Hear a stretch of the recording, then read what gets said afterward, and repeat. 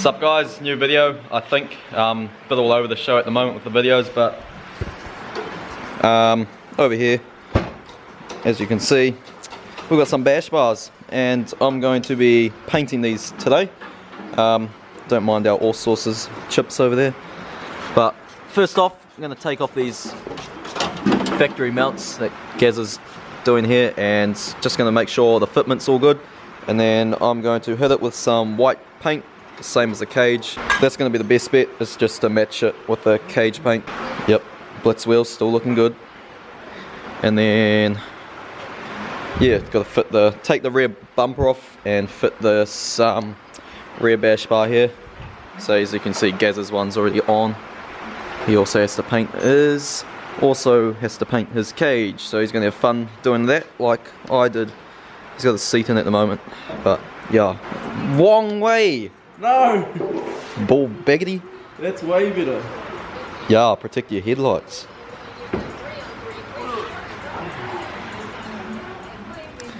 Oof. There's one good bash bar. Serious metal work. There we go. Wasn't even made to this car, and it's like off the shelf fitment thanks to Outlaw Garage. So my bars were made off Gaz's car, and his car's pretty bent. It's hit a few banks at Ebisu, so I was a bit worried, but no, we good. She fits perfect. And look how mint it is. Oh boy. Bit of white paint, and that's gonna look sick. It is absolutely belting down out here, but as expected, the factory bumper doesn't quite fit over it.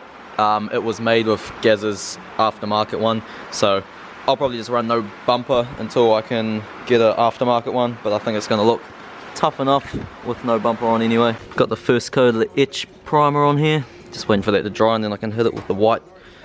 And I'm going to make a start on trying to fix this coolant leak.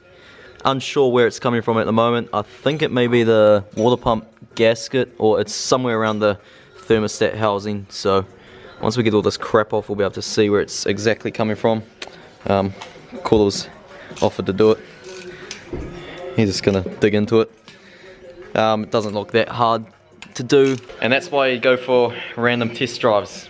You find these things before you have to head to the track. Alright, we're into it with the white. See how mint this looks. Very light. Don't get carried away. Alright, so we've pulled a few things off. Radiator hose and the thermostat, blah blah blah, and this top pipe here. We think we know where it's coming from now. It's a bit strange, but there's actually a frost plug in this housing, and we think it's coming from there, which means we have to take it off this pipe and the water pump, and it actually doesn't look that fun. So I'm gonna take the radiator out to free up some room and see what we're working with. Hopefully it's not going to be a major and end up having to take the whole front cover off and crap. Get this. Thermostat doesn't actually look the tidiest, so I'll probably replace that while I'm here. There we go, the whole shebang's out. Alright, just taking the belt off, take the fan off. I might actually re-oil this and put more oil in it, and then it actually stiffens it up and makes it hiss more. I reckon just whack an O-ring in it and lock it up. Just fully lock it up, just you reckon? Fully lock it up so there's no viscous. What if I want to do a river crossing in this car? My Hilux is fully locked up and... Yours is going to snap. Oh, this new parts tray, eh? Fuck, that's wonderful.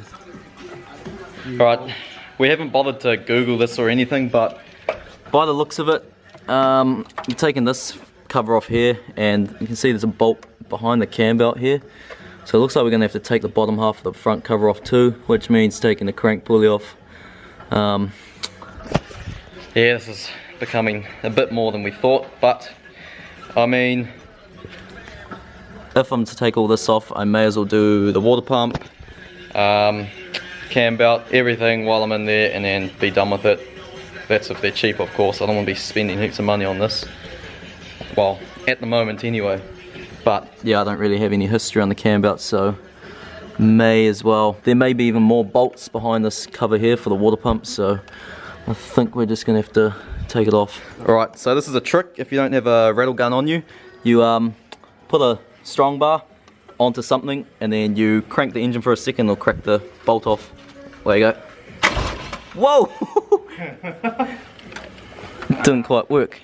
Car's not quite low enough. Right, since it wasn't long enough, we've got a bit of an exhaust and we're going to add an extension onto this. Put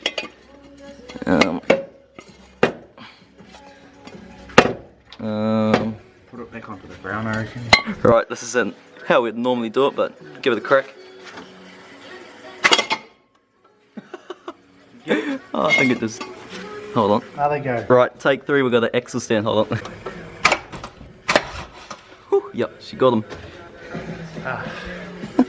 Lifted the whole car off. Oh, for you. Oh, loose, and that's how you do it, people. You don't always need a rattle gun. Pretty much finished here on this front bash bar. Just put the clear on, she's looking pretty damn good. So I'm gonna let that dry overnight and can't do anything more on this, so I'll be back tomorrow and continue on because I need a puller and stuff for that crank pulley and a few other things, and then yeah, I'll price up the water pump and all that crap. Alright, back into it. Bash bar is all dry, paint's all dry, and I've just mounted it looking bloody fire. It looks absolutely sick. Can't wait to get it actually outside and everything back together. But other than that, I now have a puller, so I can get this goddamn crank pulley off, rest of the front cover off, the tensioner there and everything else. Priced up a cambelt kit today, water pump and thermostat. Holy crap, so expensive. I really don't want to spend that much, but kinda one of those things you just have to do. Yeah, I mean, if I do it, then I just don't have to worry about it again, so I may as well. But I'm gonna lay some paint on this rear bash bar now. Just gotta obviously prep sol it and then hit it with the primer white clear coat. And it's as simple as that when you've got the right tools for the job. Got the tensioner off and the rest of the front cover. Now I've just got to take this top cover off so I can see absolutely everything. We should be good to go. Alright, that's all off. Now I've just got to set it to TDC. These have got such a simple setup. It's literally just the tensioner and the belt. Yeah, just got to take the tensioner off now. I can take the belt off and then I can get the water pump off. And I can see an oil leak from somewhere. It's possibly the cam seals, which I guess I'm going to have to do as well. There we go, belt can slip off. And there goes the water pump. Ooh, that looks fairly old. And the gasket is kaput. Take the rest of this off. And there you can see our pinhole leak. That little frost plug in this housing here. So all of that for that tiny pinhole. Ah, the joys. Alright, so I can continue on. I got a few parts here. Forked out. Didn't really have to. The old cam belt would have been reusable, but I thought just send it. I'll do it all whilst it's apart. So I've got a brand new water pump here. I didn't realize it came with a back housing where it was leaking. So obviously it was leaking from that frost plug there.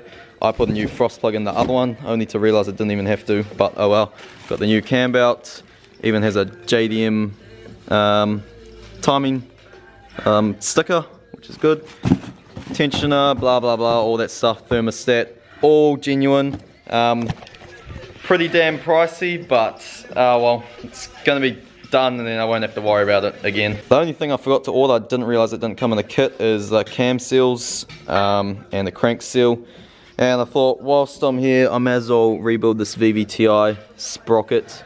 There's an O-ring inside there. I've struggled to find the O-ring. They don't sell them genuine because those are supposed to be non-serviceable, but you actually can. So you can only get aftermarket ones and there's not any in the country. So I'm gonna have to find another solution for that. Ooh, lots of oil. Because yeah, why I'm doing all this is because I had an oil leak from somewhere. I'm not sure where it was from, so that's why I'm just gonna do all the seals and we should be good to go. And then it's just a matter of taking these 10 mils off and that pops off. and then you're just got to make sure you got to put it in the right position when you put it back together, but it's all pretty simple stuff. And over here I've taken my rear wheel off. So this wheel had a leak in it due to pressures on my rear tyres, and it'll go up drifting and then come back and realise the pressures were way different, which was putting me off a bit, or maybe that's just my excuse for being shit. But yeah, taking the tyre off, and I think it's coming from the centre here, where it's, because these are 3-piece wheels, where it's been silicone, so we're just tightening it up and I'm going to reseal it, and hopefully it's good to go again. Bam. Ooh, she's moving. Good thing these are non-interference.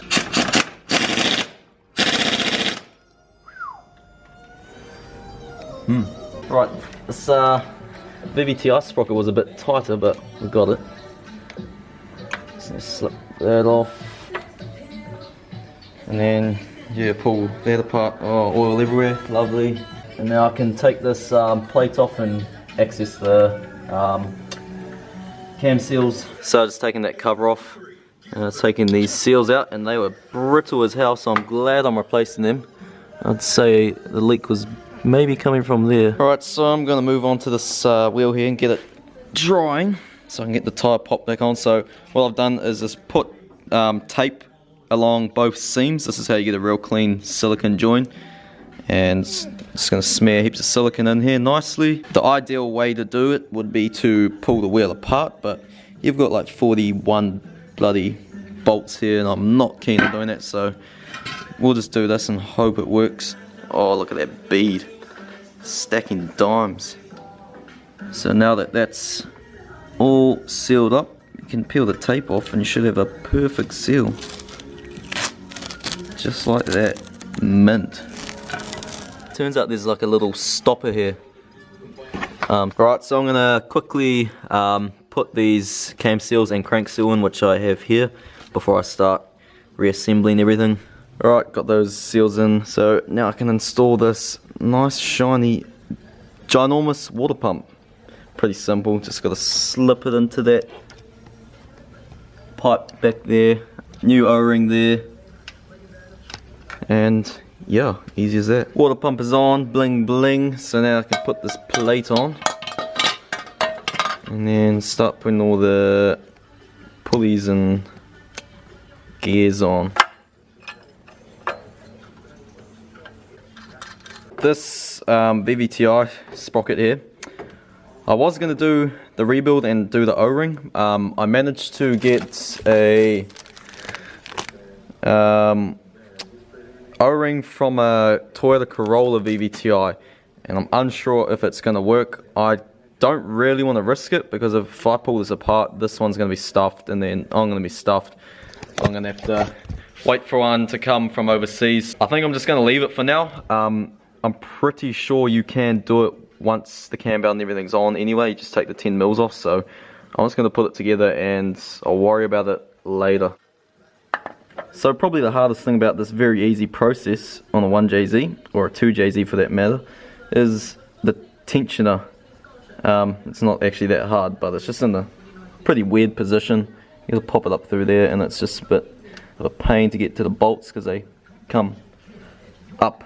But yeah, pop that in, and then the idler, and then the belt, and then good. And probably the bloody best thing about these engines is non-interference. So even with the belt off, you can't really, well, you can't possibly bend a valve or anything. You can turn these pulleys right around and it won't hit, which is bloody wonderful. The more I work on these JZs, the more I like them. And now for the last part, the genuine belt.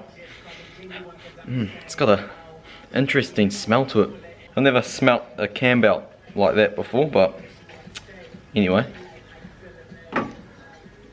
All on, easy as that. Just make sure your lines are marked up. Boom, boom, with that one. And the crank, which is there. Very, very simple. Now just gotta pull the grenade, turn it over, and make sure the lines, all the marks are still lined up and good to go. Turn it over. Alright, Time to put the front covers on, and can't forget to put this on, otherwise you're going to have a walking cam belt and you're going to have a bad time. Alright, so I've got most of this together now. Had to wait till the next day to tighten up the crank because we're not allowed any power tools or anything after 6 o'clock. So times are tough. So we can only really do work in the weekends. But yeah, now it's got to pop the radiator in, put the fan on, intake pipe, and it's done. Shout out to Yamaha for making such a good engine.